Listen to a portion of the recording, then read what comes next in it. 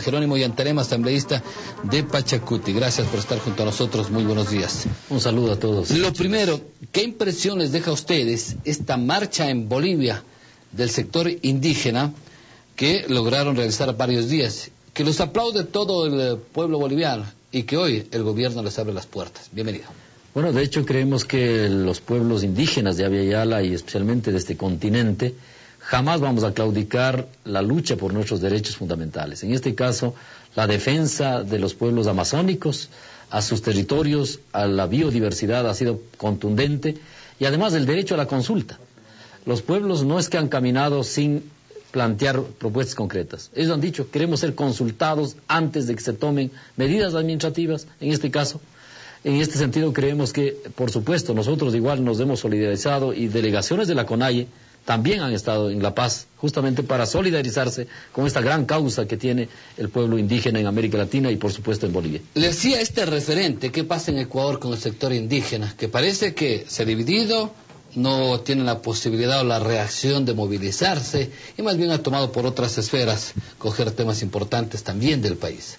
No, más bien debemos decir, mire lo que acaba de acontecer en Quimsacocha, lo que acaba de acontecer también en Sucumbíos, o sea, la rebelión de la fuerza con la que han levantado los pueblos y las consultas que se han venido impulsando muestran también nuevas estrategias de movilización. Es decir, si la autoridad competente no consulta antes de dar las concesiones mineras, las comunidades han dicho, nosotros ejercemos nuestros derechos y vamos a la consulta.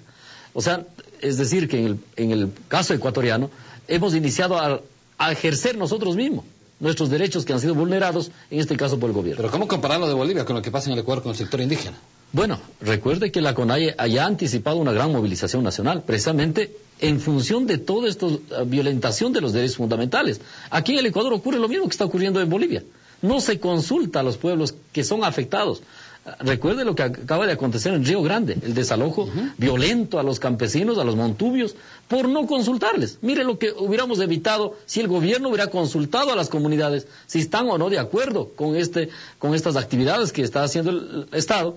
Y lo mismo ocurre en Alazuay, lo mismo ocurre en Orellana, lo mismo ocurre en Zamora Chinchipe. Estas acciones conducen precisamente a una gran movilización nacional a la que ya ha convocado la CONAIE. ¿Para cuándo va a ser esa movilización? Bueno, nos han dicho que exactamente va a ser antes de finalizar este año. Antes de finalizar este año. Exactamente. Consecuentemente hay toda una movilización. Recuerde que el día de ayer nomás también se movilizaron los de Río Grande acá a la Asamblea, también... Pero pequeñas delegaciones. Quimsacocha estuvo en las Naciones Unidas. Esto es prácticamente representativo y simbólico. La última me parece que fue en Cotopaxi, ¿no? Muestra precisamente las acciones, o sea, frente a toda forma de violentación de derechos de los pueblos indígenas jamás vamos a claudicar esos derechos. ¿Se puede decir que en el Ecuador son pequeñas, parciales, mientras que Bolivia demostró que son grandes?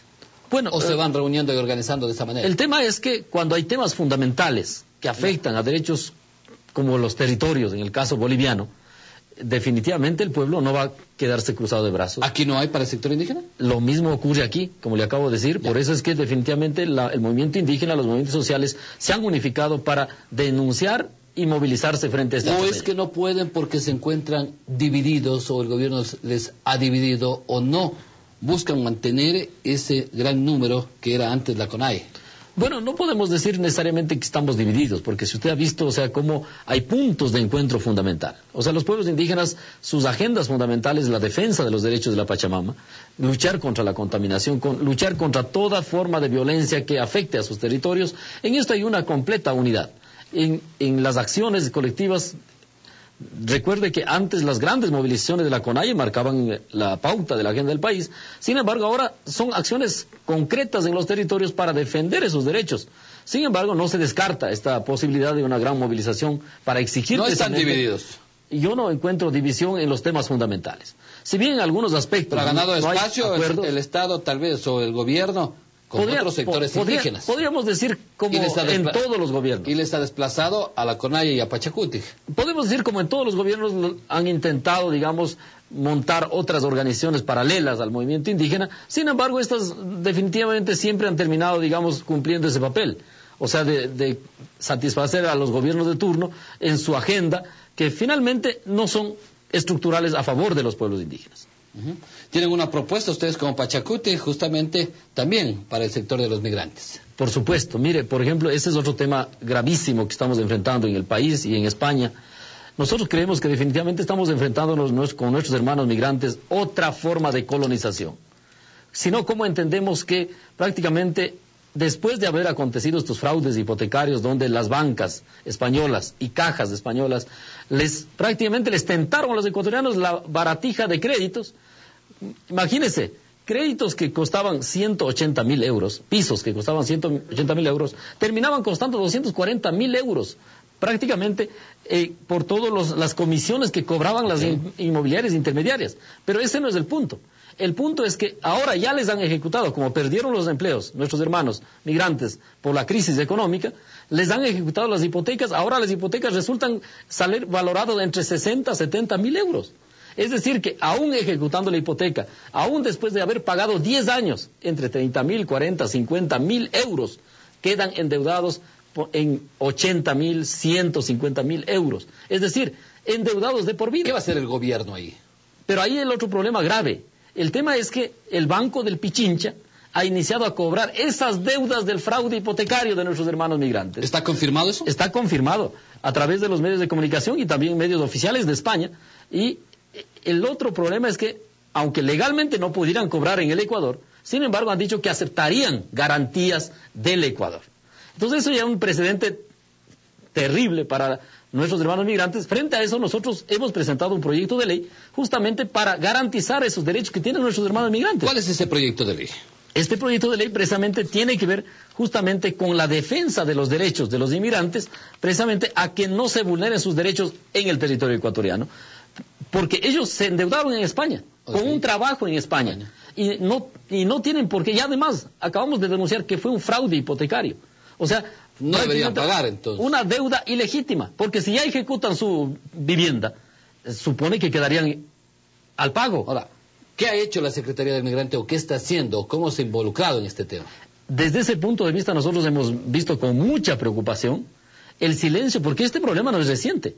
Este problema viene prácticamente ya hace más de 5 años afectando a nuestros hermanos migrantes, pero hasta ahora no hemos visto acciones concretas ni de defensa de parte de la Secretaría de Migrante, porque recuerde que cada día hay ejecución de hipotecas, hay prácticamente casos judiciales contra nuestros hermanos migrantes y no hay quien les defienda en este territorio. Consecuentemente nosotros, además de presentar el proyecto de ley, estamos presentando una resolución de exhorto tanto al Ministerio de Relaciones Exteriores, a la Secretaría del Migrante, también a la Superintendencia de Bancos, para que hagan todas las investigaciones necesarias y además implementen sistemas de defensa de derechos de los migrantes. ¿Qué quiso hacer el Banco del Pichincha con este tema?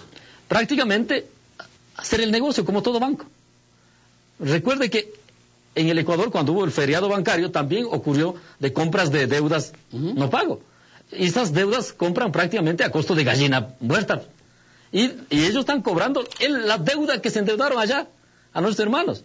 Entonces, consecuentemente, creemos que esto es totalmente ilegítimo e inconsecuente con la realidad de nuestros hermanos migrantes, puesto de que estas deudas, o sea, si fueran deudas, digamos, normales, nosotros entenderíamos la lógica. Sin embargo, son deudas totalmente ilegítimas que han sido denunciadas como fraude hipotecario y eso no podemos permitir en el Ecuador. ¿No es muy tarde sumarse a la jugada por parte de Pachacuti en este tema de los migrantes y el problema justamente de lo que viven en España? Lo grave sería no hacer nada, quedarse cruzados de brazos frente a este sufrimiento. Nosotros hemos dado el seguimiento más de 2 años de este caso. No es nuevo entonces. No es nuevo. Nosotros habíamos anunciado aquí mismo que hemos visitado las asociaciones de migrantes en España y hemos constatado, y con ellos hemos preparado este proyecto de ley y resolución. Ahora, dentro de ese proceso, ¿qué van a pedir de las autoridades del Banco del Pichincha? ¿Qué van a hacer? ¿Van a dialogar con ese banco? No, nosotros estamos pidiendo que la autoridad competente investigue y proteja los derechos de los migrantes. ¿En este momento la autoridad competente? En este caso la Superintendencia de Bancos y, por supuesto, el gobierno, que es el Ejecutivo que tiene que defender los derechos fundamentales. Y de parte de la Asamblea, lo mínimo que tiene que hacer la Asamblea es tratar esta ley que defienda el derecho de los migrantes. En España, ¿con quién se podría dialogar sobre este tema? En este caso, este es un tema estructural que tiene que ser dialogado de gobierno a gobierno. Porque prácticamente no podemos permitir que nuestros hermanos migrantes, que digamos en el marco de las leyes españolas, sean afectados de esta manera en sus deudas. Y ahora que están sin empleo por el problema económico, prácticamente no solo que han afectado a ellos quedarse sin casa, sino que sus hijos están en los albergues, no pueden ellos tener a sus hijos. Hay una tremenda violencia que está afectando a nuestros hermanos migrantes. Cuando hubo, digamos, recordará en la década de los 90, digamos en este caso las remesas de los migrantes llegaron como segundo ingreso al Ecuador, después de la venta petrolera. Consecuentemente, el Estado tiene la responsabilidad de que hoy, en este momento que está en crisis nuestros hermanos migrantes, ser consecuente frente a esa realidad. Usted ya tiene ese proyecto de ley para que sea analizado en la Asamblea. Nosotros ya ingresamos la semana anterior este proyecto de ley a la Asamblea Nacional. Esperemos que el CAL califique, porque también ha habido otras iniciativas que han estado archivadas en el CAL, para inmediatamente que la comisión correspondiente trate esta ley. ¿A esta ley sí hay que tratarle de urgente? Por supuesto, así como son la mayoría de leyes. Nosotros decimos, así como necesitamos de urgencia la ley de aguas y la ley de tierras, hay que tratar esta ley que defiende los derechos de nuestros hermanos migrantes, que no solo son, digamos, de un sector social, son de casi todo el país.